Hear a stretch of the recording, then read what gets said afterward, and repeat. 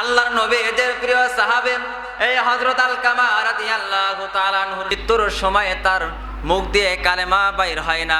তার স্ত্রীরা সবাই চেষ্টা করতেছে লা ইলাহা ইল্লাল্লাহু মুহাম্মাদুর রাসূলুল্লাহ, কিন্তু তার জবান থেকে, তার মুখের থেকে, তার জবান থেকে কালেমাটা বাইর হয় না। সাহাবায়ে-কেরামরা এখন আল্লাহর নবীজিকে বলতেছেন, ইয়া রাসূলুল্লাহ, ইয়া হাবিবাল্লাহ, একজন আমাদের প্রিয় সাহাবী, আপনার প্রিয় সাহাবী হযরত আলকামা রাদিয়াল্লাহু তাআলা আনহু, তার মৃত্যুর সময় এসেছে। তার মৃত্যুর সময় অনেক চেষ্টা করতেছে, অনেকেই কালেমা পড়ার জন্য চেষ্টা করতেছে, কিন্তু না, তার মুখের জবান থেকে কালেমাটা বাইর হয় না। হযরত আলকামা রাদিয়াল্লাহু তাআলা আনহুর যখন এই ঘটনাটা আল্লাহর নবীজি সাল্লাল্লাহু আলাইহি ওয়াসাল্লাম শুনছে, না তার জবান থেকে কালেমা বাইর হচ্ছে না, বাইর হয় না, তখন আবার সেই কথা শোনার পরে আল্লাহর নবীজি তার কাছের মধ্যে চলে গেলেন। কি হয়েছে হযরত আলকামা, কি হয়েছে, তোমার জবান থেকে কালেমা বাইর হয় না কেন? এইভাবে বলার পর স্ত্রী বলতেছে, ইয়া রাসূলুল্লাহ, কিন্তু আমরা অনেক চেষ্টা করতেছি তার জবান থেকে কালেমা বাহির করার জন্য, কিন্তু কালেমা বাইর হয় না। কেন বাইর হয় না জানি না। এখন আল্লাহর নবীজি সাল্লাল্লাহু আলাইহি ওয়াসাল্লাম বলতেছেন, আলকামার স্ত্রী, তোমার শাশুড়ি কি বেঁচে আছে? তখন বলল, হ্যাঁ ইয়া রাসূলুল্লাহ, হ্যাঁ বেঁচে আছে।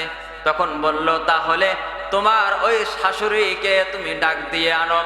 এইভাবে বলার পরে হযরত আলকামার মাকে ডাক দিয়ে আনলো। আনার পরে এখন সবাইকে জিজ্ঞাসা করতেছে, আল্লাহর নবীজি সবাইকে জিজ্ঞাসা করতেছেন, আলকামার স্ত্রী তোমার সাথে কি কোনো খারাপ ব্যবহার করছে, খারাপ আচরণ করছেন আলকামা?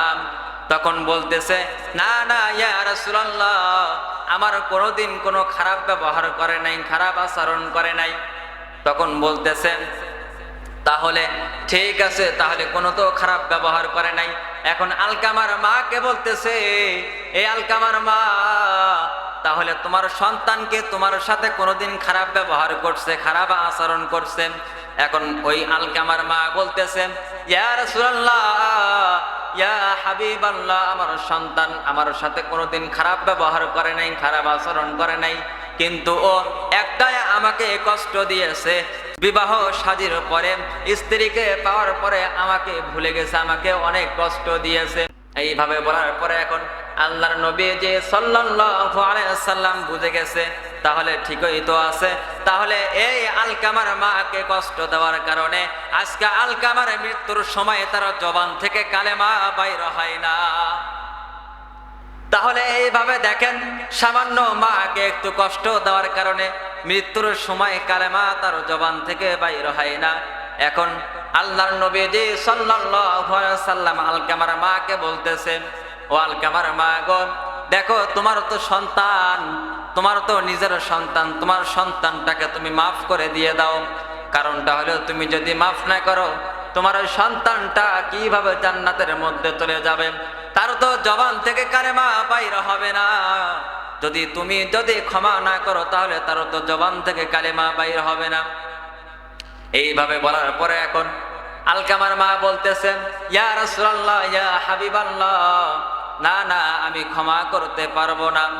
এইভাবে বলার পরে এখন আল্লাহর নবীজি সাল্লাল্লাহু আলাইহি ওয়াসাল্লাম সাহাবায়ে-কেরামদেরকে বলতেছেন, হে সাহাবায়ে-কেরাম রে, যাও তোমার ওই যে লোহাগুলো আছে, লোহাগুলো তুমি জাল দাও, গরম করে দাও।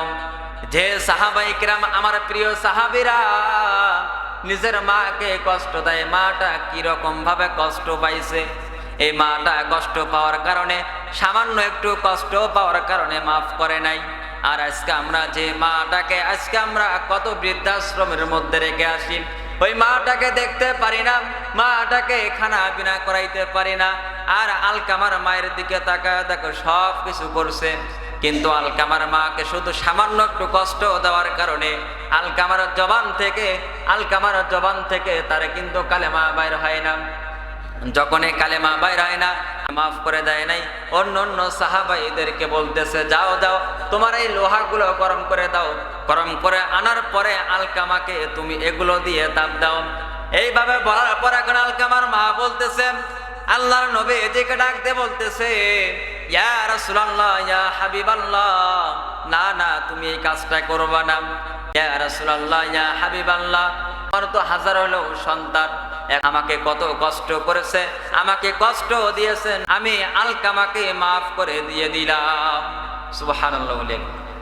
এই মাফ করে দেওয়ার পরে পরে মাফ করতে দেরি হয়েছে, এই আলকামার জবান থেকে কালেমা বাহির করতে আর দেরি হয় নাই।